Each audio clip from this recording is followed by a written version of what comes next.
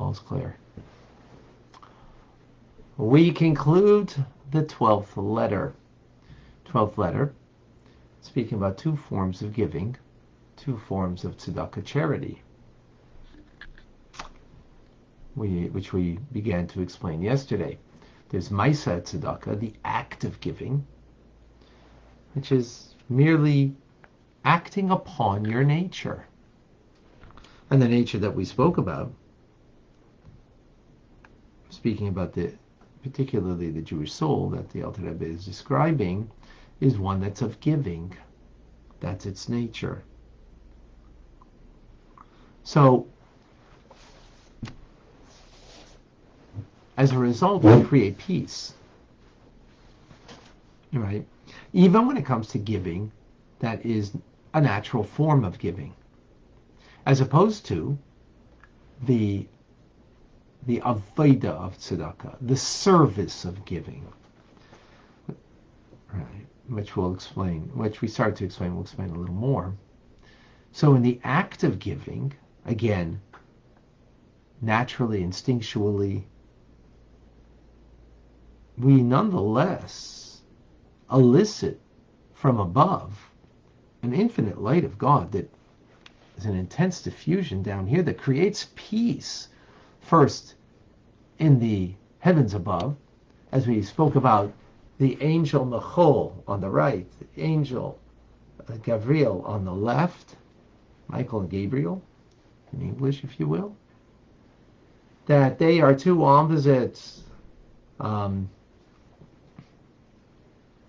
There are two opposite forms of divine attributes, chesed and gvura, kindness and strength and refrain. And through our act of giving down here, we elicit such a lofty level of the divine that we actually create peace on high and create a compassion above, because we had compassion down here below by giving, even though the giving was not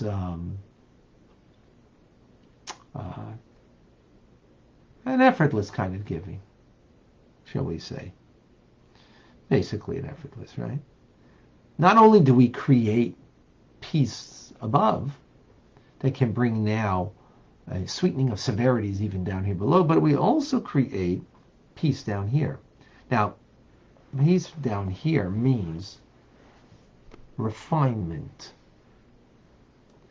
meaning the refinement of ourselves, the refinement of our character, refinement of the negative things inside of us that we, through the act of giving, we create that refinement in us. Well, just every time you do give, actually, is of course an act of refinement. But refinement separating negativity from positivity. The nature of a person is to hold on to what they got, but to open up your hand and to give. So that's a refinement, as you're separating the negative force of within you, of that negative trait, and doing good by bestowing, by giving.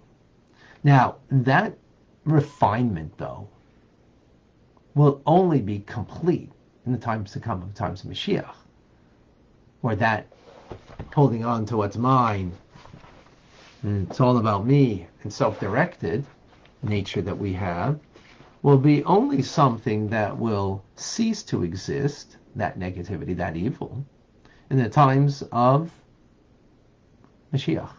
Now, though, in a time of exile, where do we experience that? And the idea that, that goodness, not experiencing my goodness, right? But through my goodness, that I'm experiencing only the goodness of God, and not negativity, not evil. I'm only experiencing a connection to good, to the goodness of God. Well, that would be in a time of prayer. That's when we have an opportunity, right? And that's, as we said previously, that by giving charity before Him, we can behold God's countenance in prayer. In other words, we can take the negativity that I have inside of me, that's a time that I could remove it and release it and just be connected. However, the problem with that is, of course, it doesn't last. It's only during prayer. Afterwards, when you go out into the world, and there's a big, large world out there, then the negative forces of that world become enticing. And even though during my prayers I was completely immersed and felt a sense of separating of the negative within me, the negative around me, and all I sensed was attachment, bonding to my true self, to the truth, to God. But that evaporates. That evaporates. And then you walk into a dark world and, things happen, right? However, says the Alter Rebbe, if we gave charity, though, and we practiced it with a self-imposed toil, in a manner of service, not acting and just acting upon my, as a giving charity because of my nature, but rising beyond my nature. This is exceedingly precious and lofty, far more than giving just because it's your natural inclination to give, right? Because here, you are, in the act of giving, overruling your bodily concerns. Your bodily concerns, your nature is, hold on to what's mine. And here, I'm overcoming and giving in a way that's beyond that. When I give naturally, so I'm just giving what naturally, comfortable to give, which is wonderful, as we just explained. We can experience a connection to Hashem in our prayers.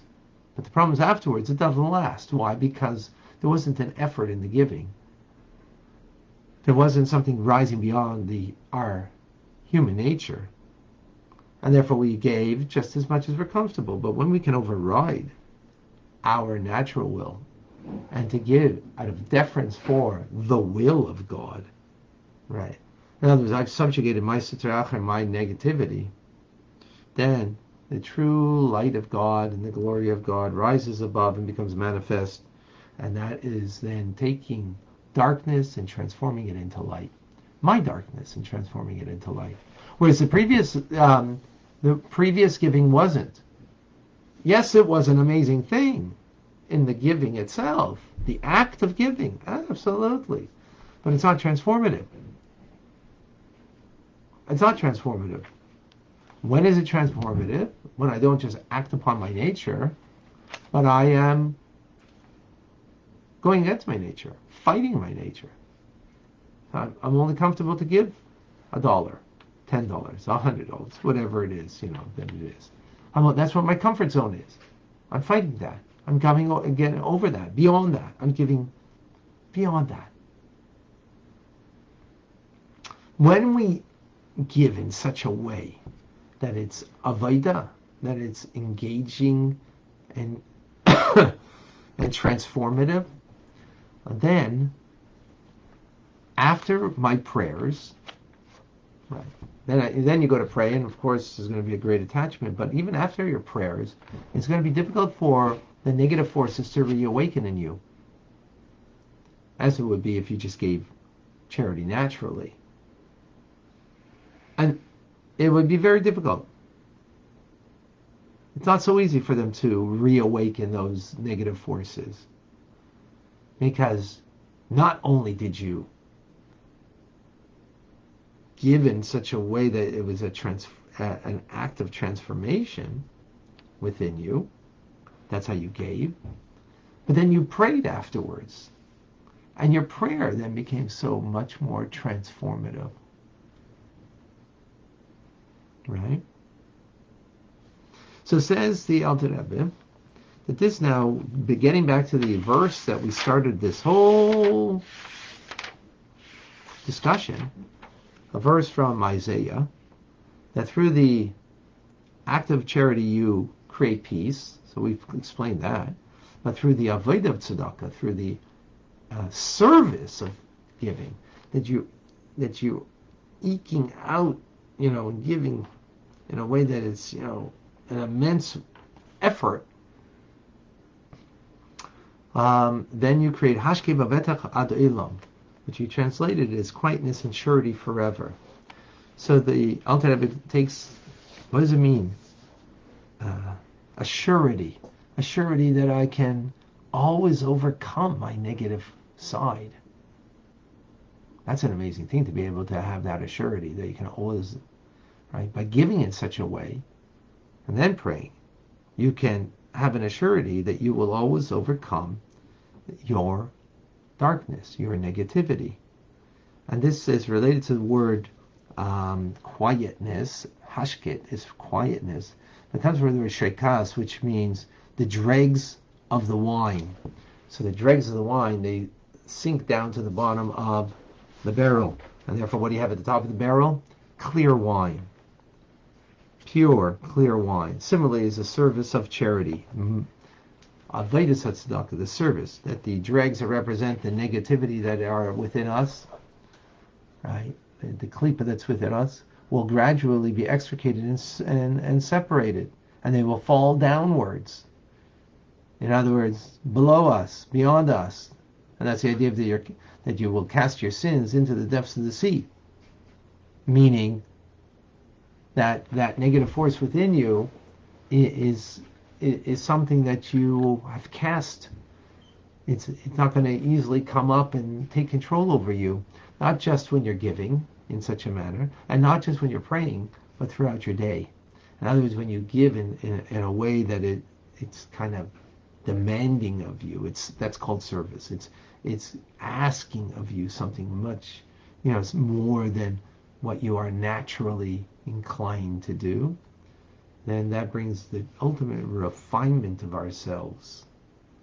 That refinement means the negative forces within me are not controlling me, not in the time of giving, not in the time of prayer, and even throughout the day. Throughout the day, I can also have this mastery as a result. Very powerful. So, bottom line, there's two ways to give. Give is the only option. It's the only option. As the Alter Rebbe says, hey, that's the makeup of the Jewish soul. And again, as I mentioned yesterday, the Alter Rebbe is referencing from the Jewish perspective, of course. But there is a lesson for all of us for those who are not Jewish, to learn from this. Just to learn from this, likewise. So there is giving by nature, and then rising above. So even when you give by nature, it's still a lofty thing that creates peace on high, and even peace with us, that we can have a moment of peace, a moment of real connectivity, where we're not, all over the place with being driven by, things in us all over. We're able to be truly focused, truly attenuated to that which is at hand. That's peace. All right, folks, any questions, any comments? Very powerful. We could bring on this for a long time. Davida, does Hashem give his chesed, tzedakah, to us based on what we give? Yeah, on some level. Yes?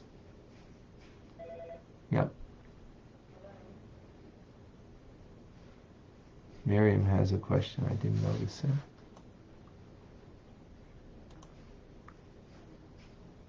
it. Miriam, when is good to give tzedakah, after prayer or before prayer? Before prayer. That's what we spoke about over here, right? Before prayer. I mean, of course, any time is good for a charity. Let's not, if you didn't give before prayer, then give after prayer or during prayer, right? But definitely that was the idea over here. The whole point over here is giving before prayer. Why? Because that's how you can now pray in a way that you create peace, or even beyond that, that you create a surety, an assurity in you that you can be really focused on your day, really focused on things that you're not what's the word I'm looking for? Kind of veering off, and being by forces that, take you away. Marty, please share with us. Hi, Rabbi. I appreciate the room, and I have a question. Considering when we learn about giving about tzedakah, we learn the best way to give tzedakah is actually to get somebody a job. Right. So technically, in that scenario, I'm not physically doing anything. I'm not hiring a guy. I'm not paying him. I'm not doing anything in the other. I'm not. So how could the process of giving? I understand it as it could even be something that you just connected the dots, and that's all the thing you did. You don't have to actually physically do any giving.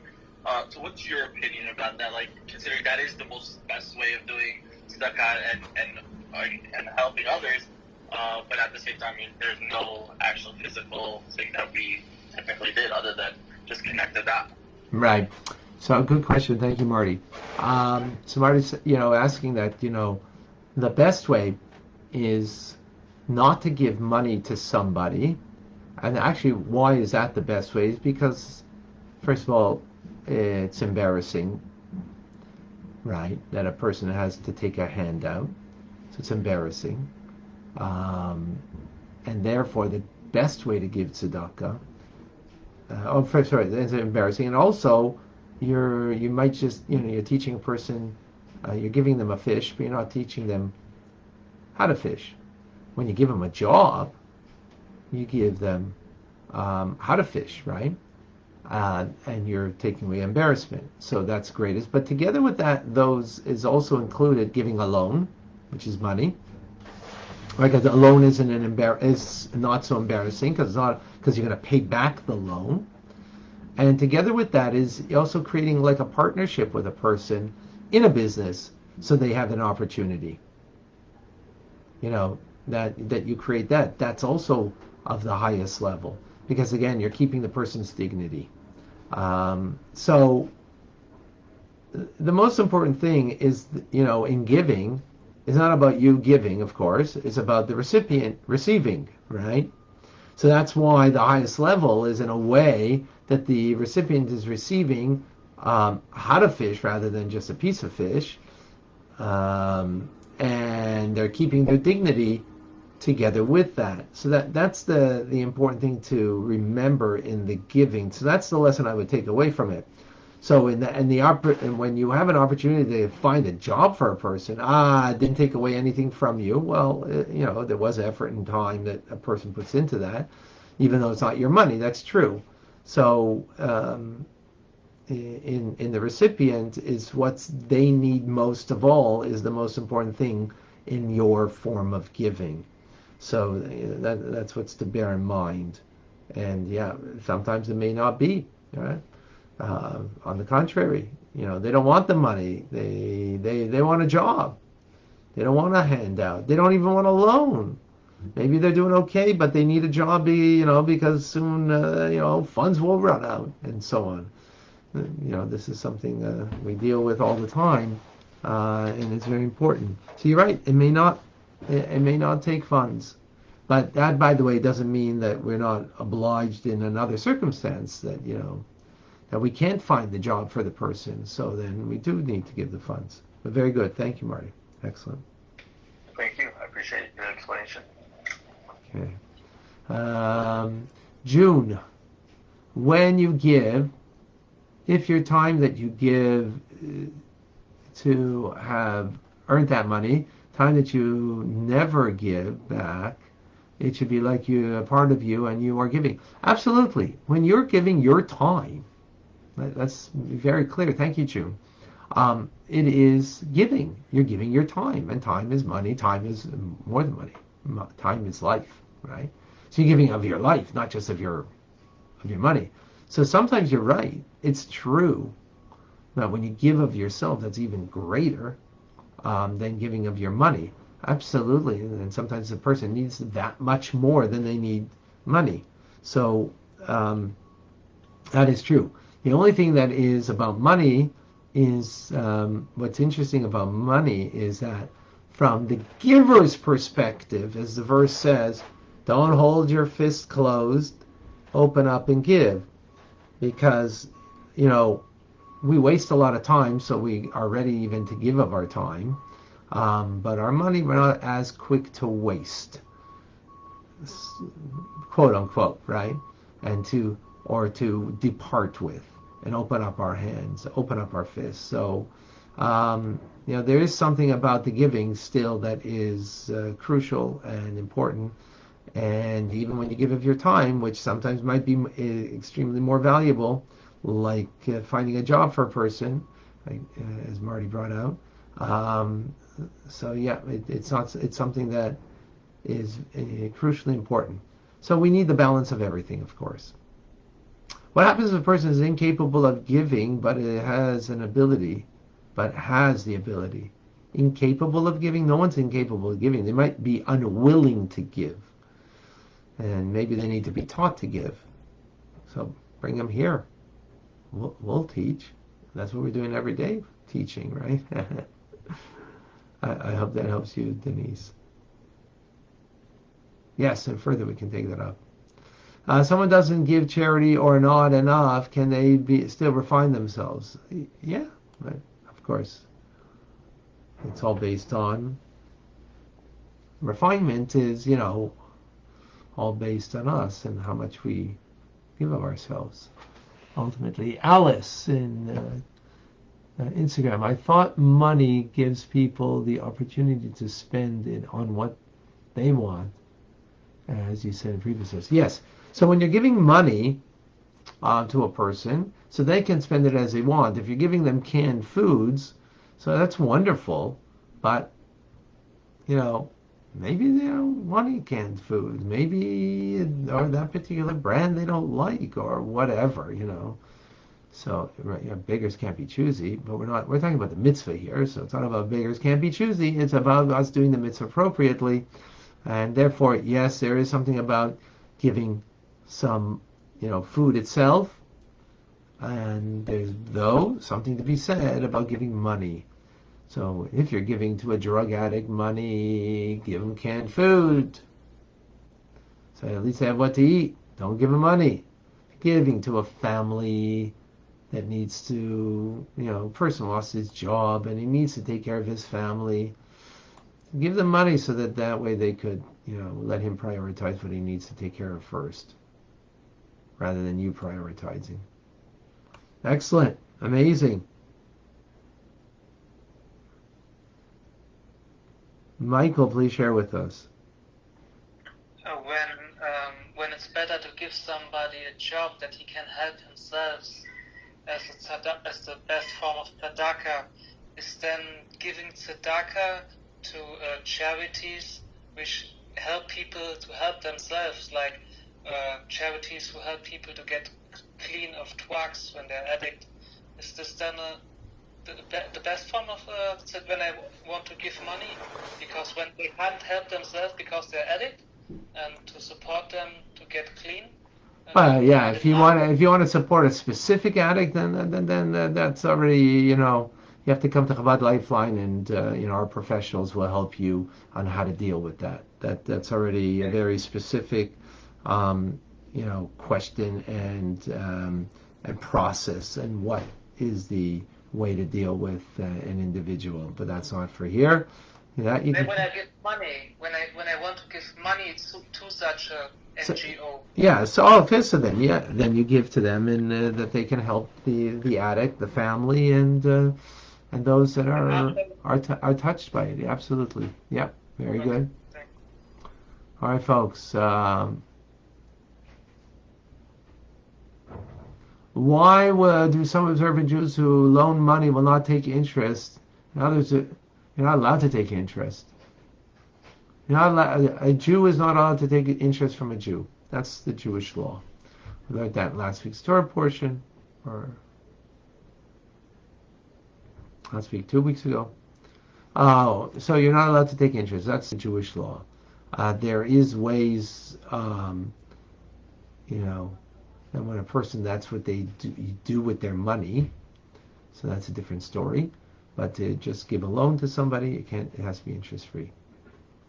All right, folks. Rambam's coming up. I'm Rabbi Ronnie Fine, coming to you for Chabad Zurich and Gedeshim, Montreal, Canada. It's a privilege, a pleasure to share with you, Tanya. Have an amazing day.